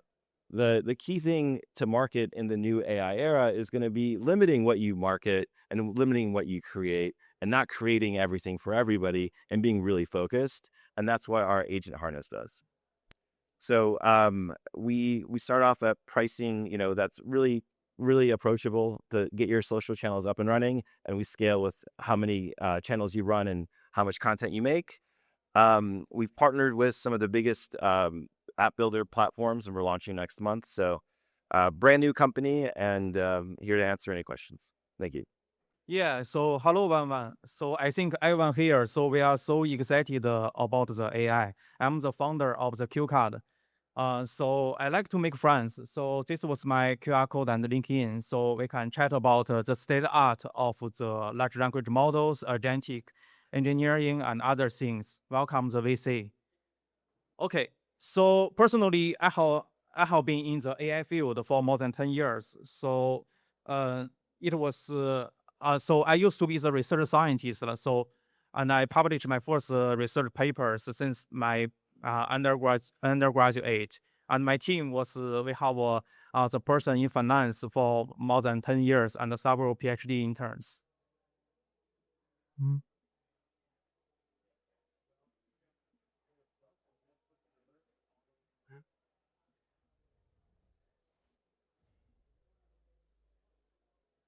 Yeah, so that's we just I just use my QCut to make a small commercial ads, so you can see that. And why I was so excited about this, it was because so I believe in the future there will be more agents than the humans.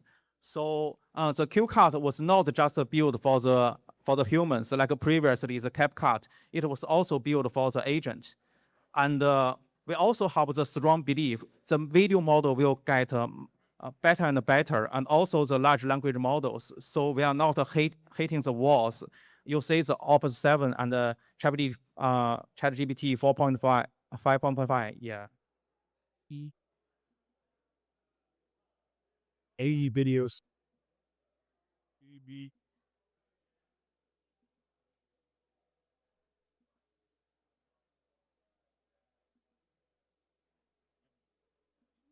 There's the business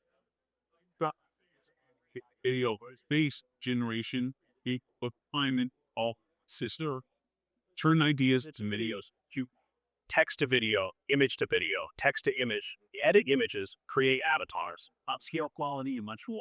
One true control. With QCut, anyone can be a movie or TV series director. Should be fine. I had a few speaker here.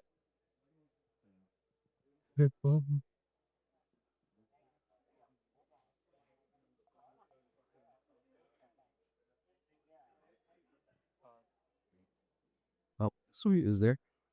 This part possibly. When you be a resume TV series director. I can suggest the output speaker. Have this turkey.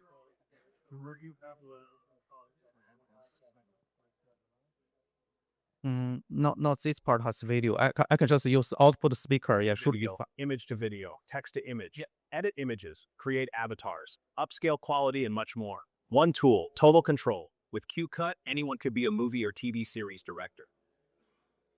Yeah, so these are all the clips. So people are creating using the QCut. And also, so this part, I think I'm not sure. So I think how many of you guys has been using Hermes or OpenClaw before? Oh, so many. Yeah, so if you are using the QCut, you can just send the instructions. For example, this part was the Discord, and you can see just download the Pokemon videos, analyze the videos, select the highlight clips, and combine them together, and then export, upload to the YouTube. So the software was fully automatic by just following the instructions. There was no manual output. And later you will see it will appear in the timeline. So about this part, so it was just the open claw was following the instruction using the QCut. Now you can see, yeah. Video edit. Okay, so this part. You can remove that part from the video entirely. QCut already supports remotion features, which means remotion videos can be exported directly into the QCut timeline. From there, you can keep editing, refining, and finishing everything in one place. Yeah, so I'm not sure if the internet works. I can do a quick test. Yeah, if the internet works, we should be able to jump around the timelines. So for the QCut, if you have the novels, and then you just throw into the agent for the QCut, and then it will divide it into different parts and extract the characters and the things like we have done before. So this was also the remotions. So similar to the Adobe AEs, but you can just talk to them. And also the whole video I was showing to you, it was made by the QCut by just talking to it. Yeah, so this was a live demonstration. So the internet works. So as you can see, if you click the words, you can jump to the different words. From there, you can keep editing, refining, and finishing everything in one place. Yeah, so we have some early tractions. So we already have $2,000 revenues and 100 users on the waiting list, and more than 5 influencers reported me. So you can see the images. And I was sponsored by several large cloud computing companies, like a GMI. So thank you so much for organizing this event, and also the IMA Studio and the Hello AI. Beyond that, so I do the agentic coding. I used to be the top burners, I think, among top 20 in the world back to last October, and I already released the beta versions. 150 beta versions already shipped around the Mac OS and Windows. So yeah, and I like to meet new friends, and I will show my LinkedIn. Yeah, so yeah, thank you guys. All right, this is from IKL Health. She's one of the founders in our cohort, based in Spain. Here's her remote demo. Welcome to AGI Health, the platform designed to help healthcare professionals manage all their patients in a clear, organized, and efficient way, no matter the size of their practice or clinic. All essential information is always accessible, structured, and ready in just a few seconds. In this demo, powered by GMI Cloud technology, we show you how our artificial intelligence processes a patient's data in real time to generate a complete and deeply detailed report. Within seconds, the system analyzes clinical information, history, and recent activity to deliver precise, actionable insights. One of the key elements is the LAI Score Index, a metric that measures a patient's adherence to their lifestyle plan and professional recommendations. With a single glance, you can understand their level of commitment, their progress, and the areas that may need attention. AGI Brain also generates fully personalized strategic recommendations. These include behavioral guidance, clinical adjustments, and activity-based suggestions. You can assign them directly to the patient with one click, without writing anything or preparing additional documents. This doesn't just save time, it transforms the entire follow-up process. Doctors and therapists can focus on what truly matters: patient care. Meanwhile, the platform automates analysis, organization, and insight generation. Thanks to our integration with GMI, we've achieved very low latency and high accuracy in the analysis, provided the system has the right data and proper model training. Overall, AGI Brain can reduce more than 30% of the time that professionals spend on administrative and daily management tasks, If you enjoyed this demonstration and want to learn more, we would be delighted to prepare a personalized presentation and show you how Iki Health can adapt to your business. Thank you so much. So let's introduce our partners. So yeah, Lillian, go ahead. Hi everyone, my name is Lilian Ma. So I lead the global partnership at GMI Cloud and also I'm a mentor to this cohort. So prior to joining our company, I was a founder in the healthcare space. So the Iki House, that one, just to show the video, is a company I mentor for. It's really a fun experience to helping an international team to, build the GTM strategy and discover their first batch of clients and do the ecosystem analysis for this market. And I'm really looking forward to our next cohort. The next one will be a more global and international one. So if you are building something where you have a really great founder friends around you, I highly suggest you to just share our company information and let them follow our LinkedIn or X. We're soon to post the announcement. So I think throughout the day, you've already learned a lot of benefits joining this program, like the GPU resources and the mentorships and the credits from our generous partners.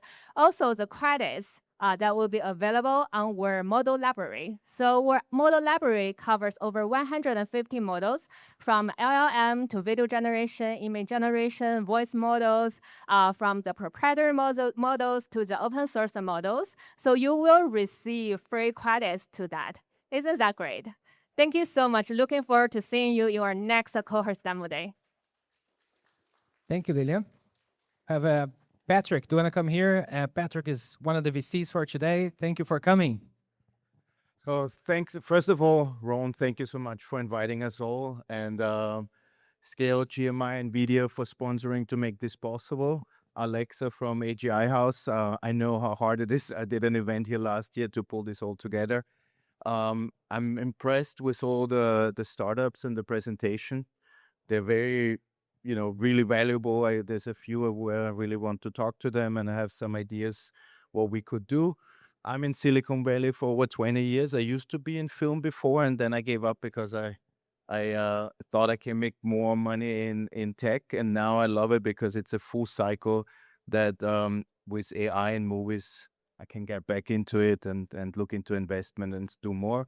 I invest in very early stage startup and help them get to a level where we can find them bigger investors and raise and find them clients. So if you are interested and have cool startups, talk to me, and yeah, hope to meet you all later. Thank you. And then there's two. AI Barman is one of the startups I support. They're outside. They serve awesome drinks, mocktails, smoothies, and cocktails maybe later.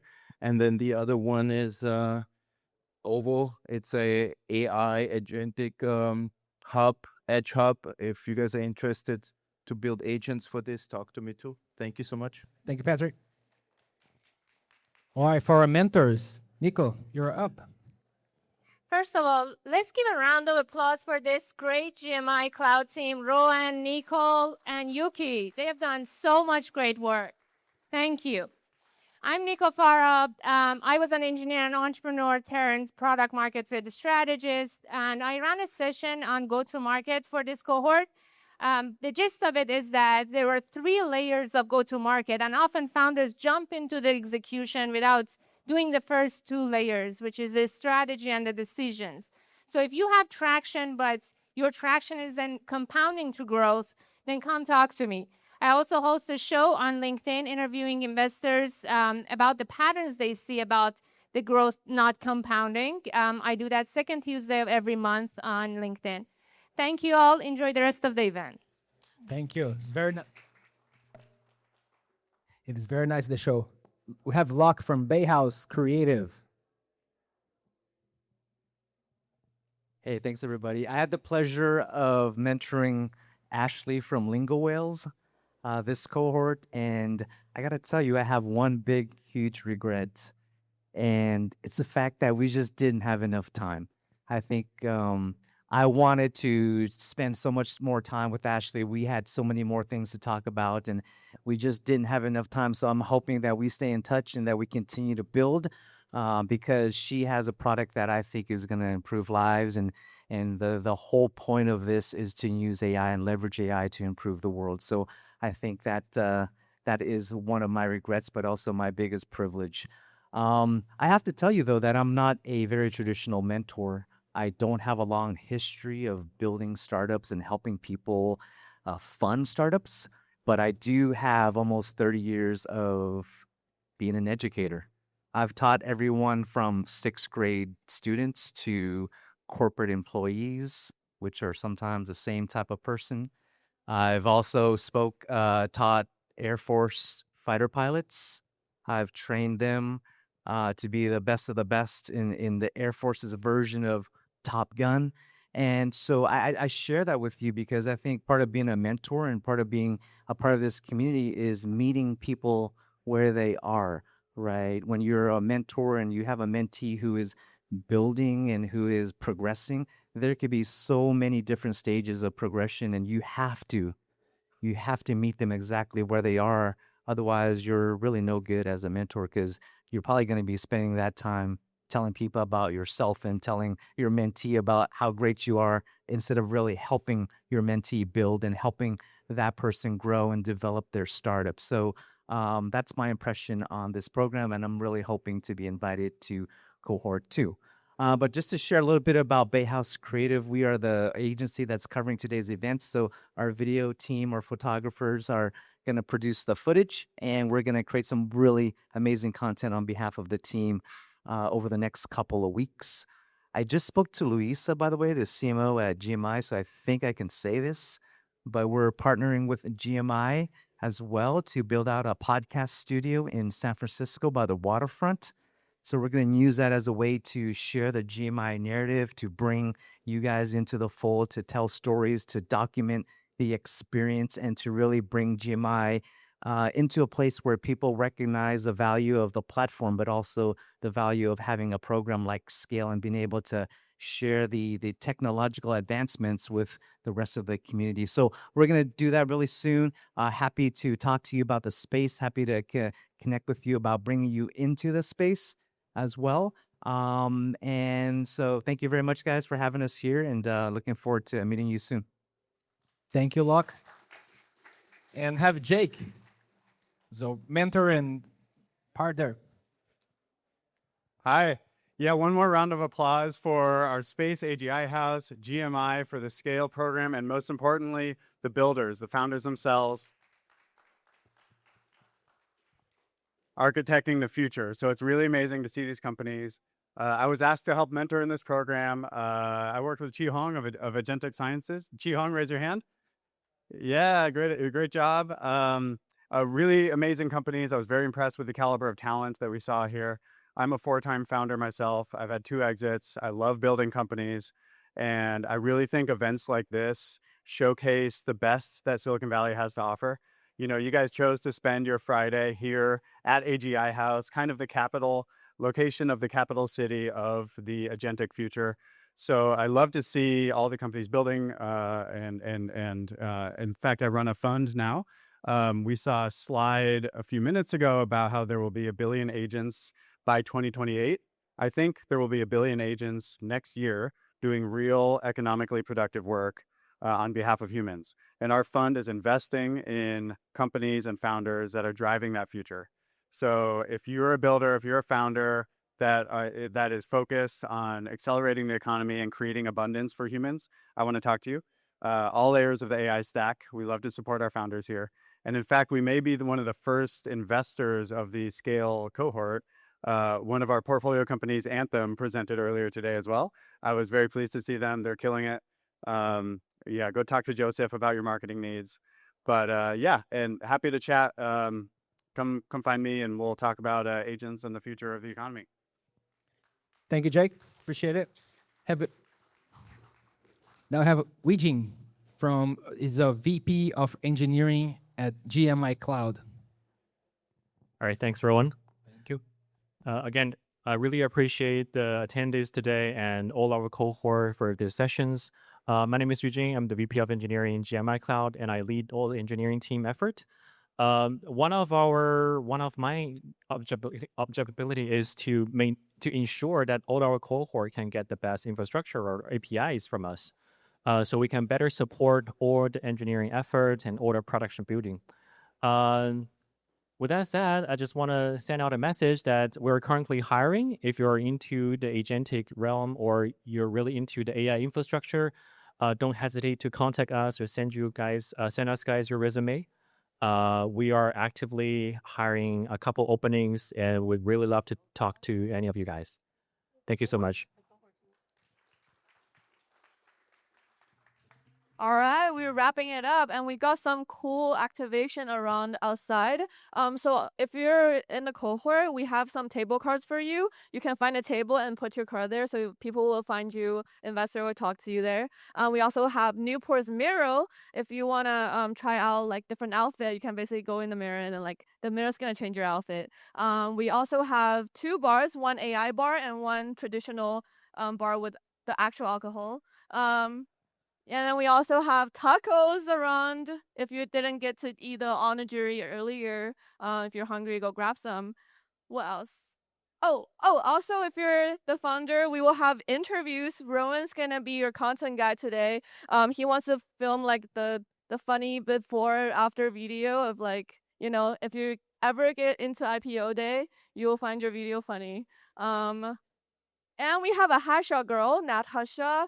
If you're a founder or if you really, really want a hashtag, back her and get you a professional hashtag taken. Yeah, that's all we have today. Thank you so much for coming.